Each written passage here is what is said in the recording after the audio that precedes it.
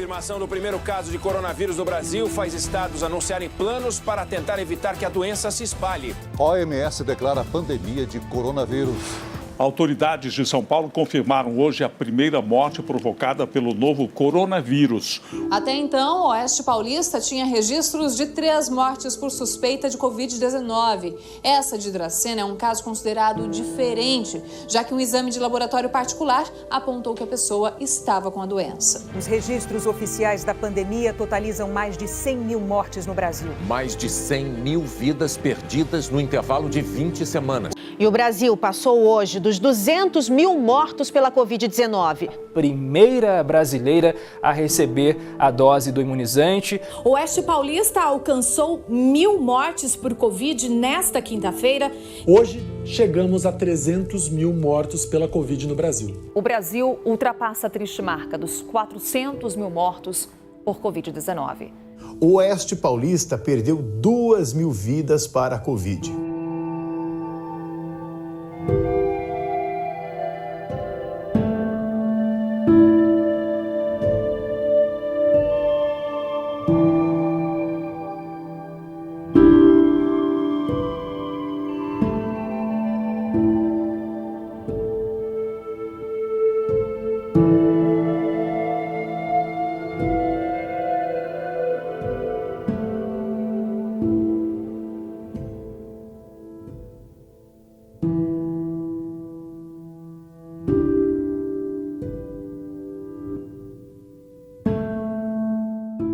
Eu já tinha presenciado a chegada do HIV na década por volta de 2010, a chegada do vírus influenza, mas nada se compara ao coronavírus. Foi assustador, porque foi coisa de dias e já tinha caso em Presidente Prudente. Foi assustador, o medo tomou conta. Eu já trabalhava na UTI, mas eu pedi para eu me ausentar, pedi para trocar de setor, justamente por causa do medo. Foi assustador a velocidade com que o vírus chegou. Foi tudo novo, nós não estávamos preparados para esse novo vírus, para esse tratamento e para como seríamos direcionados. Como é uma doença sistêmica, de queda de cabelo, a lesão renal, a lesão de pele, lesões cardíacas. O pulmão ele é a porta de entrada, ele é o órgão que é mais acometido de maneira mais comum e mais relevante, mas não é o único. O pós-Covid é um negócio assustador.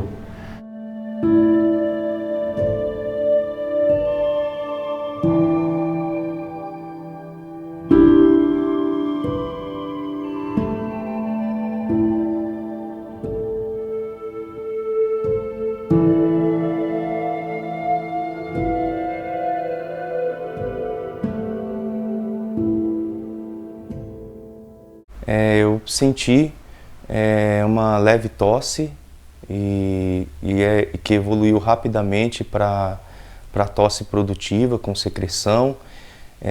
Um dia após esse início de sintomas, já comecei a ter dificuldades respiratórias, já não conseguia fazer as atividades simples, como levantar do leito, porque eu estava hospitalizado.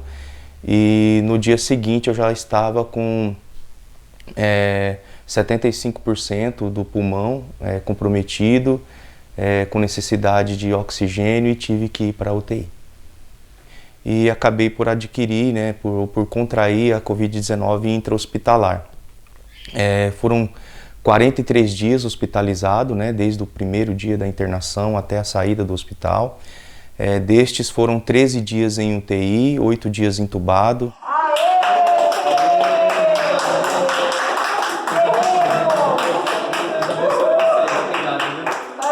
Eu não conseguia fazer atividades básicas como tomar o banho, enfim, tive que ser auxiliado pela minha esposa por um período de 20 dias aproximadamente. As atividades do dia a dia, elas ficam um pouco limitadas pela fraqueza muscular ou algumas outras sequelas mesmo pelo tempo até de internação que o paciente fica. Uma coisa que me gravou muito na memória foi quando eu já estava em UTI e que eu senti uma falta de ar muito, muito grande mesmo. Eu não conseguia respirar de jeito nenhum, e tentava fazer o contato com o pessoal, né, que estava me acompanhando, mas era uma sala fechada, né, de isolamento, e as pessoas que estavam do lado de fora, né, trabalhando, não conseguiam me ouvir. E eu me recordo que eu consegui derrubar alguma coisa no chão, não me lembro o que era lá, não sei o que foi, um criado, não sei o que foi que eu derrubei no chão, mas naquele momento eu senti que eu achava que eu ia morrer. Até há pouco tempo, há 3, 4 semanas atrás, toda vez que eu ia tomar banho eu tinha essa mesma sensação. Se eu colocasse a cabeça embaixo do chuveiro, eu tinha a sensação que ia morrer afogado, né? Parecia que eu estava vivendo aquela mesma situação que eu vivi naquele dia, né? Muitos deles ainda sofrem das consequências, ainda têm muito medo do que aconteceu, estão sofrendo muito para lidar com esses sentimentos e com essas reexperimentações do sofrimento, porque o transtorno do estresse pós-traumático acontece como se fossem pequenos flashbacks aí ao longo do dia, dependendo do que a pessoa sente, escuta, vê uma notícia, ela pode sentir tudo que ela sentiu de novo. Isso está acontecendo bastante.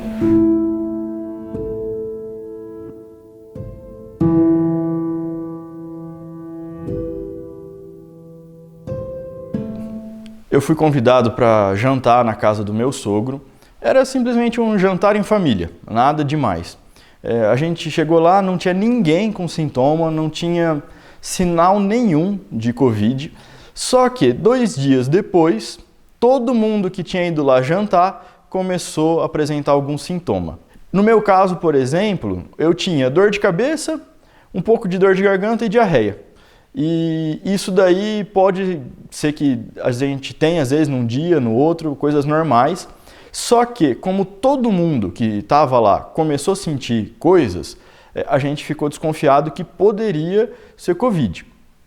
E aí eu já fui procurar ajuda, né? Logo nos primeiros dias, aqui em Dracena a gente tem um centro de atendimento que é o SEMAC, ele é municipal, e a gente foi lá.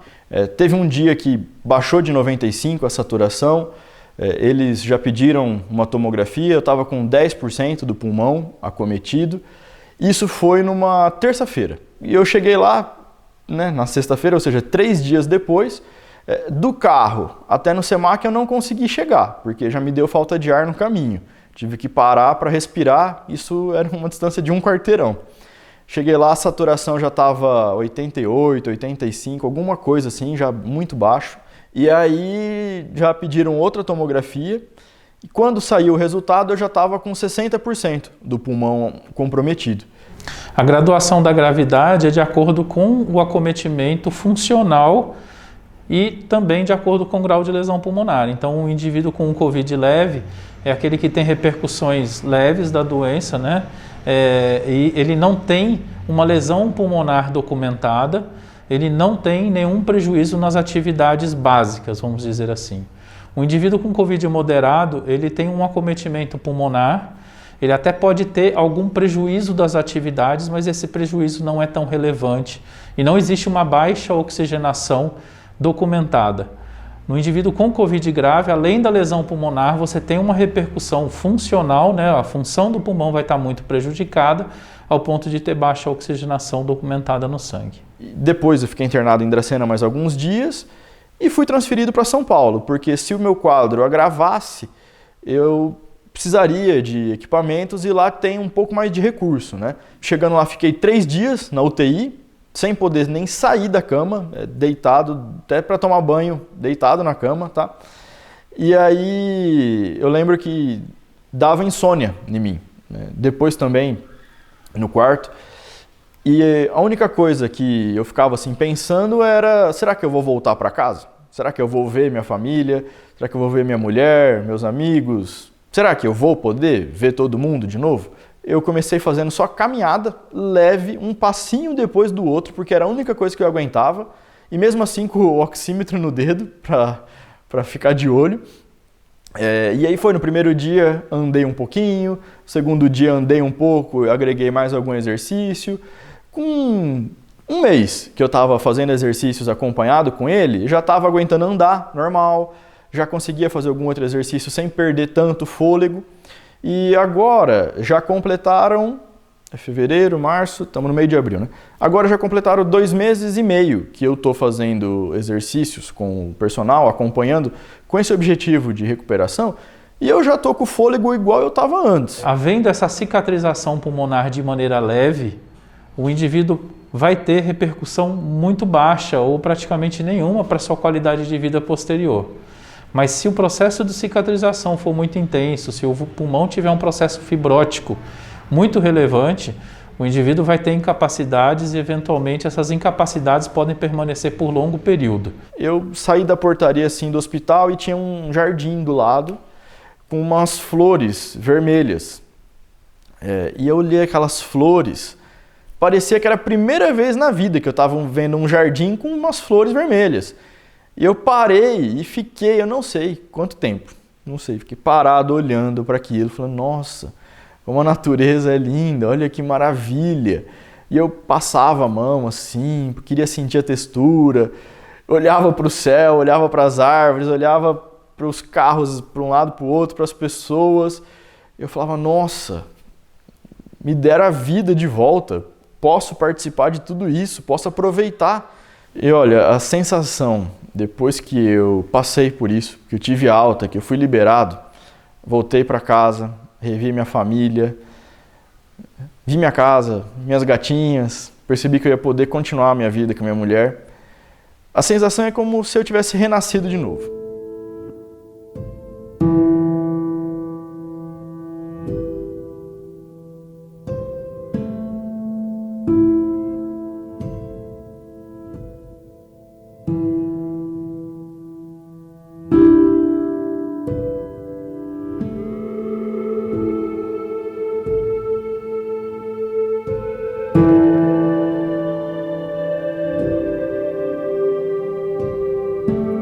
Quando eu senti a falta de paladar e olfato, que eu nunca tive nenhuma gripe. O vírus, através da via aérea superior, né, através do bulbo respiratório, o bulbo respiratório que fica nessa região íntima, relação da mucosa nasal com a fossa anterior do cérebro, ele tem esse início dos sintomas com 2 sinais neurológicos muito clássicos. Então, entre eles, a hiposmia ou anosmia, que seria a perda do olfato ou a diminuição desse olfato, e a ageusia, que seria a perda do paladar, ou uma hipogeusia, que seria a diminuição desse paladar. Passado 3 dias, eu comecei a sentir muito peso, minha cabeça pesava muito. Eu não tive falta de ar, eu não tive febre, mas eu não conseguia ficar com a cabeça em pé. Se eu ficasse em pé, me dava tontura. Quando foi na sexta-feira, dia 14, eu voltei à Santa Casa para que eles me examinassem. Mas aí eles já me colocaram para dentro e já foram fazer tomografia. Eu escutei a menina que estava fazendo tomografia falar assim, vai entubar. Mas eu também nem pensei que era comigo, porque eles estavam conversando sobre outros assuntos e eu, no meu pensamento, eu estava bem, né? E o doutor veio até mim. Aí ele falou assim, ó, Lucilene, o teu pulmão está 80% tomado. E você está com água no pulmão também. Aí por aí eu fiquei 23 dias entubada, no dia 14 de dezembro em diante. Nesses 23 dias eu não lembro de nada. Eu não lembro o que aconteceu na UTI, eu não lembro de ter tubo em mim, eu não fiquei machucada. A voz está um pouco fraca ainda, mas eu voltei comendo, me alimentando, né, falando. A psicóloga entrava em contato todos os dias com meu marido. O pessoal da UTI, eles faziam um vídeo chamada todos os dias para mostrar, para orientar. Eu geralmente gosto muito de fazer chamada de vídeo, para ver os pacientes naquele primeiro contato com a família. No Natal, a minha menina e meu marido foram na UTI, entraram. A minha menina fala que falou comigo, caiu uma água do meu olho. Eu apertei a mão dela, mas eu não lembro. Né? No dia 27 de dezembro foi meu aniversário. Eles fizeram um bolo aqui em casa, cantaram parabéns, fizeram um vídeo e mandaram. eles colocaram esse vídeo também. Eles colocavam vídeos com mensagens, né, para mim, mas o meu subconsciente pode ter assimilado, mas eu, em casa, tem alguns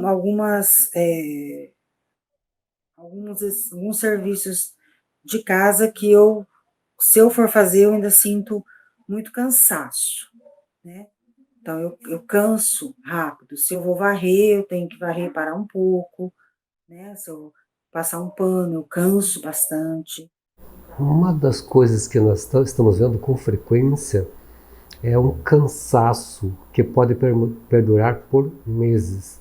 Eu conheço alguns casos de pessoas que eram atletas, que tinham uma vida muito saudável, meses após a infecção, não conseguem mais ter a mesma performance que tinham antes.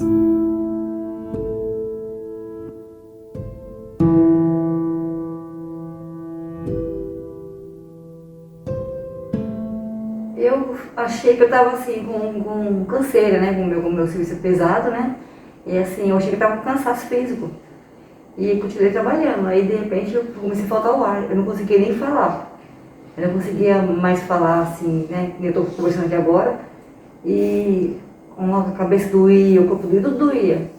Aí fui parar no postinho e a médica já me encaminhou, né, para o hospital, né, para fazer a avaliação lá, que fez o teste, aí tinha dado positivo.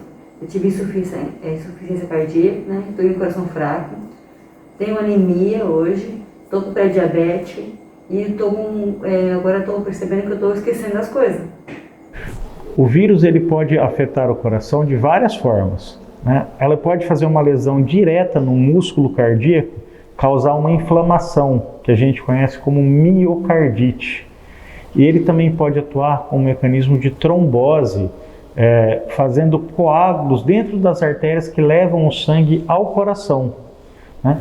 Ele pode também ser causador de arritmias e de outras patologias a mais cardíacas.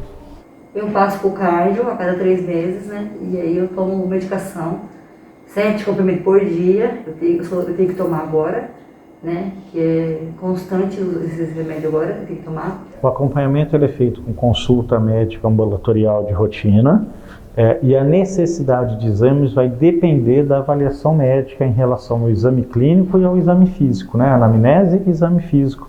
E vai depender com a sintomatologia que o paciente cursar. Mexeu muito no meu psicológico, muito. Conta que chega, né? Porque as contas vai chegar, né? E eu fiquei sem receber, fui afastada de remédios para comprar. Nossa, foi por Deus. Mexe bastante com a cabeça da gente mesmo. A gente não está falando só de uma doença respiratória, a gente tem que sempre expandir isso para as outras questões. A questão no nosso país social é muito importante, muita gente ficou sem dinheiro, sem comida, sem possibilidade de trabalho nesse ano, e isso com certeza afeta a saúde mental.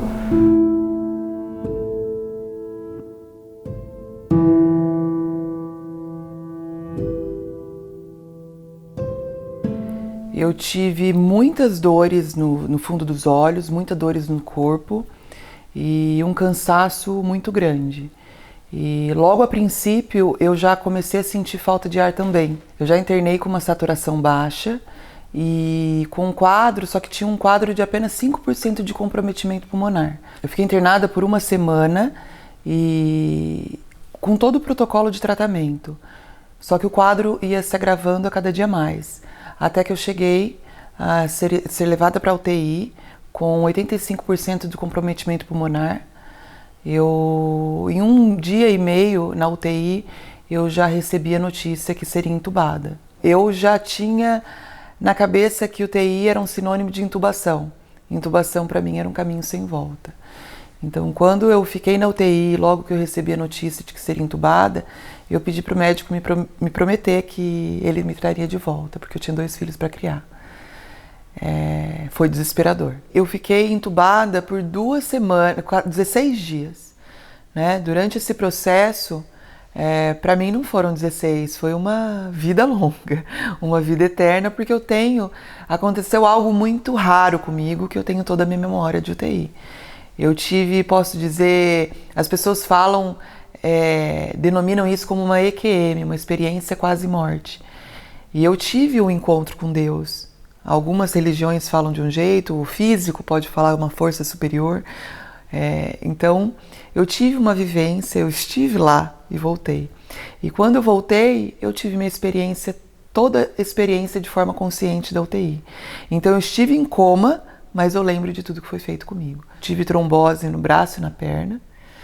E tive que ficar em prona por 18 horas, porque eu tive telectasia, meu pulmão não respondia pós-intubação. Fiquei 18 horas de barriga para baixo. E é um procedimento super complexo, demanda de muita gente para poder fazer essa virada, para virar a pessoa, né? Então, demanda de uma equipe muito grande. Eu, no meu caso, era muito forte, muito pesada. Então, para virar, precisaram de 8 pessoas para fazer esse procedimento. E tem demanda de muita técnica, tem que virar a cada 2 horas, tem que virar o braço e a cabeça para não ter problema de escara, de lesão.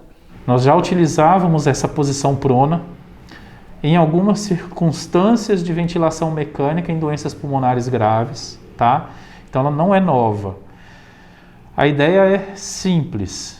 Se eu tenho um indivíduo que ele está deitado o tempo todo e ele está em decúbito dorsal, ele está deitado sobre as costas, existe uma tendência de maior acúmulo de líquido por questão de gravidade mesmo.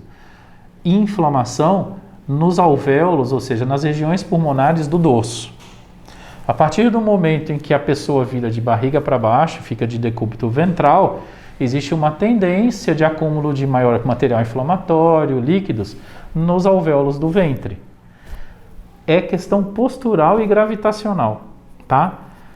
Acontece que a gente tem muito mais pulmão viável, muito mais alvéolo e superfície de troca gasosa no dorso do que no ventre. Pensando dessa maneira, se eu virar o indivíduo de barriga para baixo, em decúbito ventral, eu vou ter inflamação em áreas pulmonares e acúmulo de líquido em áreas pulmonares, aonde eu tenho menos efetividade do pulmão.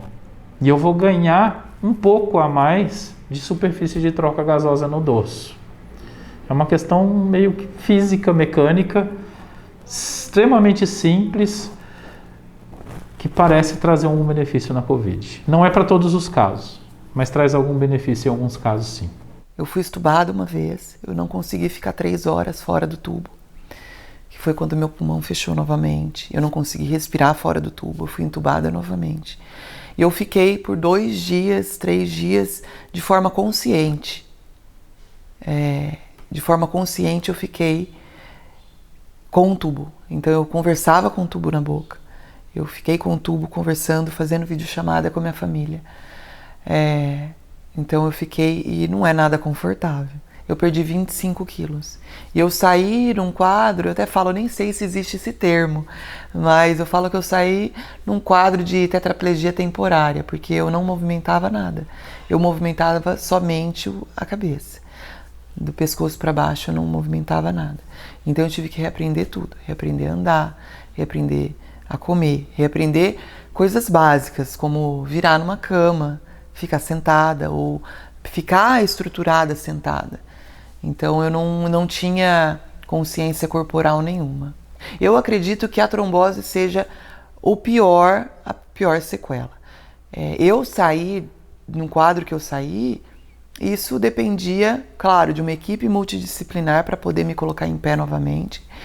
E também eu acredito que 90% da minha vontade. Então isso dependeu da minha vontade, da minha garra para poder ficar em pé novamente. A Covid traz algo muito, muito difícil, que é em relação à parte cognitiva, memória, concentração. Tenho minha memória toda de antes, eu tenho minha memória toda dentro da UTI, mas pós-Covid eu vejo que algumas coisas vêm se agravando e a gente não consegue falar, porque a gente não tem um histórico de tantos anos pós-Covid para falar, olha, em 2 anos, ou você fazendo tal coisa, vai ter uma memória, porque cada caso é um caso. Eu tinha muita dor, muitas dores no corpo inteiro, então eu precisava de alguém para me virar a cada meia hora para eu conseguir dormir. Eu mesmo assim, com muita medicação, medicação indutor de sono, remédio para dormir, medicação controlada, tudo isso, remédios que poderiam me ajudar nesse processo de sono, eu não conseguia dormir. Tive fisioterapeuta 2 vezes por dia, então eu fazia de manhã e à tarde, sábado e domingo inclusive, até eu começar a dar meus primeiros passos e ficar em segurança, né? Porque não é somente você levantar e andar, você tem que estar em segurança andando.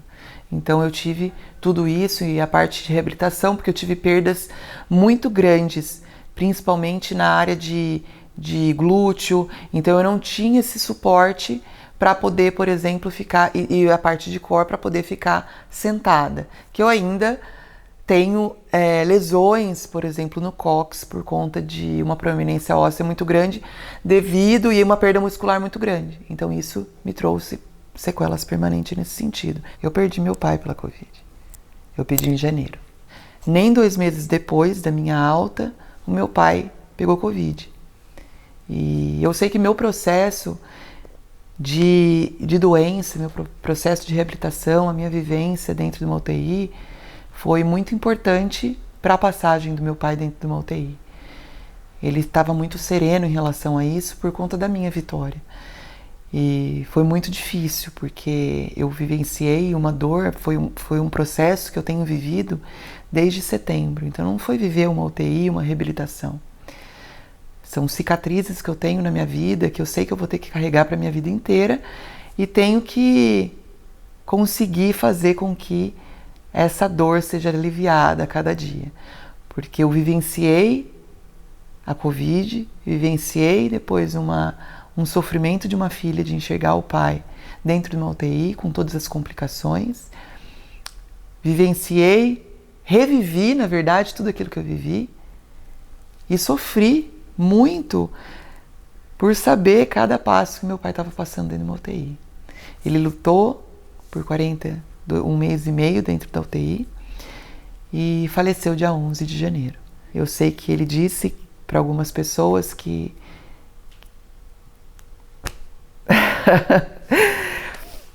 ele disse que ter vivido a minha alta da UTI foi um amor, foi o maior amor da vida dele. Ele sentiu mais amor na minha alta do que pelo nascimento dos filhos dele. Sou muito grata dele ter me visto sair da UTI.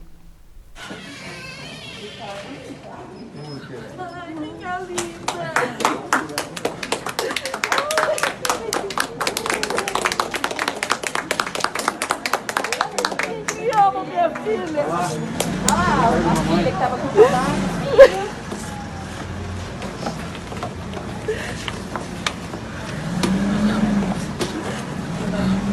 Ai, não, mãe. Não, minha filha.